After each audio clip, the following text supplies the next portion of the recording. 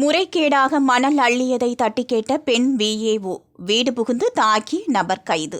குண்டர் தடுப்பு சட்டத்தில் கைது செய்யக்கோரி ஆட்சியர் அலுவலகத்தில் விஏஓவினர் தர்ணா போராட்டம். நாமக்கல் மாவட்டம் வையப்பமலை அருகே பாலமேடு கிராம நிர்வாக அலுவலராக சிவகாமி என்பவர் பணியாற்றி வருகின்றார். இவர் பணிபுரியும் பாலமேட்டில் உரிய அனுமதியின்றி கிராவல் மணல் அள்ளுவதாக வந்த தகவலின் அடிப்படையில் அங்கு சென்ற விஏஓ சிவகாமி அதனை தடுத்துள்ளார். இதனையடுத்து பணிகளை முடித்த சிவகாமி சொந்த ஊரான மொஞ்சனூரில் உள்ள வீட்டிற்கு சென்றுவிட்டார். இந்த நிலையில் நேற்றிரவு சுமார் 8:30 மணிக்கு அதே பகுதியைச் சேர்ந்த ஸ்ரீனிவாசன் என்பவர் வீடு புகுந்து விஏஓ சிவகாமியை தகாத வார்த்தைகளை கூறியும் அவரை தாக்கியதாகவும் கூறப்படுகிறது. இதில் காயமடைந்த சிவகாமி ராசிபுரம் அரசு மருத்துவமனையில் சிகிச்சை பெற்று வருகிறார். இதற்கிடையே சிவகாமியை தாக்கிய ஸ்ரீனிவாசனை எலச்சிபாளையம் போலீசார் கைது செய்தனர்.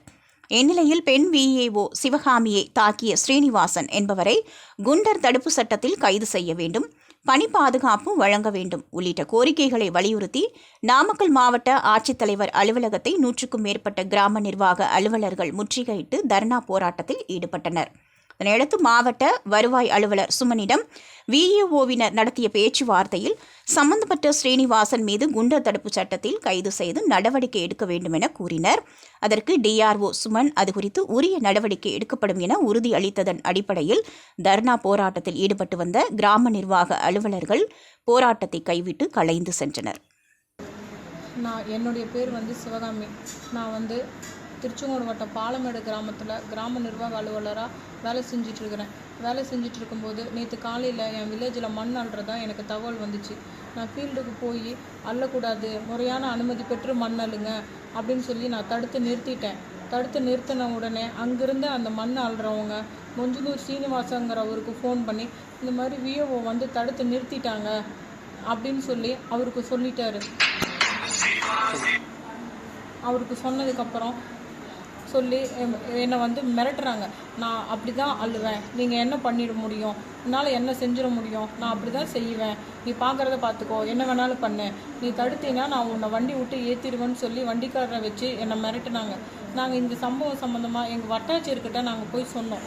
சொல்லிவிட்டு நான் வீட்டுக்கு வந்த உடனே இது எல்லாத்தையும் மனசில் வச்சுருந்தேன். மொஞ்சனூர் சீனிவாசங்கிற ஒரு எங்கள் வீட்டுக்காரருக்கு ஃபோன் பண்ணி பொண்டாட்டி என்னை மண் அள்ளுறதுக்கு விட மாட்டேங்குது, கல் அள்ளுறதுக்கு விட மாட்டேங்குது, அவளை நான் கொன்னுடுவேன், அவள் ஒழுங்காக இருக்க சொல்லு அப்படின்னு சொல்லி மிரட்டிட்டு என்னுடைய ஆஃபீஸ் லெவலில் நான் என்னை எதுவும் பண்ண முடியாதுங்கிறத தெரிஞ்சுக்கிட்டு என்னுடைய பர்சனல் லைஃப்பை சிதைக்கணும் அப்படின்னு சொல்லி என்னுடைய கணவர்கிட்ட என்னை பற்றி அவதூறாக கெட்ட வார்த்தையில் என்னை பேசி எனக்கும் அவருக்கும் பிரிவினை உண்டாக்கணும் அப்படிங்கிற நோக்கத்தில் அவருக்கு ஃபோன் பண்ணி மிரட்டியிருக்காரு. அவர் மிரட்டின உடனே அவர் எனக்கு தகவல் தெரிவித்தார். உடனே நம்மக்கிட்ட மிரட்டுறவன் வீட்டுக்கு போய் ஏதாவது பண்ணிட்டா என்ன பண்ணுறதுன்னு பயந்து போய் வீட்டுக்கு வராரு. அவர் நினச்ச மாதிரியே அவன் வீட்டுக்கு உன்னால தான் எல்லா பிரச்சனையும், நீ எனக்கு மண்ணெல்லாம் விட மாட்டேங்கிற அப்படின்னு என்னை மிரட்டி முடிய பிடிச்சி கீழே தள்ளி நெஞ்சில் உதச்சி கீழே தள்ளிட்டாரு. எனக்கு அது கையில் அடிபட்டுருச்சு.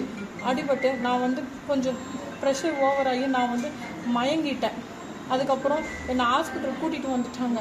அங்கேருந்தவங்க எங்கள் சத்தம் கேட்டு எங்கள் சொந்தக்காரங்க எல்லாருமே அவனை பிடிச்சி ஸ்டேஷனில் ஒப்படைச்சிட்டாங்க.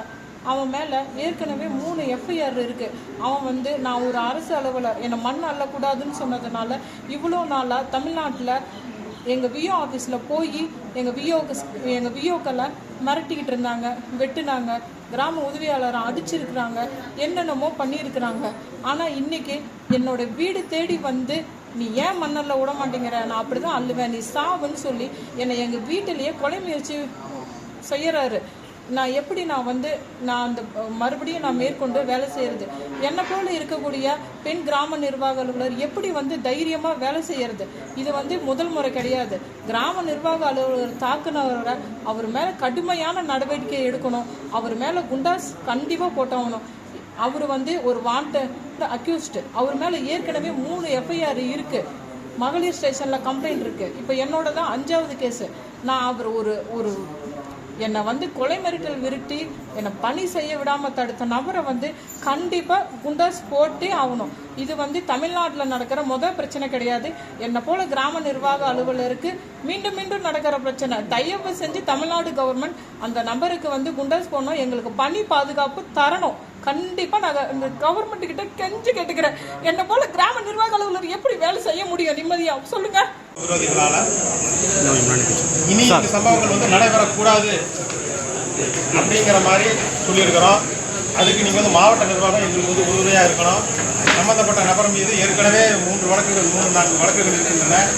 எனவே அவர் மீது குண்டாஸ் வழக்கு நீங்கள் வந்து போடணுங்கிறது நம்மளுடைய கோரிக்கையாக வச்சுருக்கிறோம்.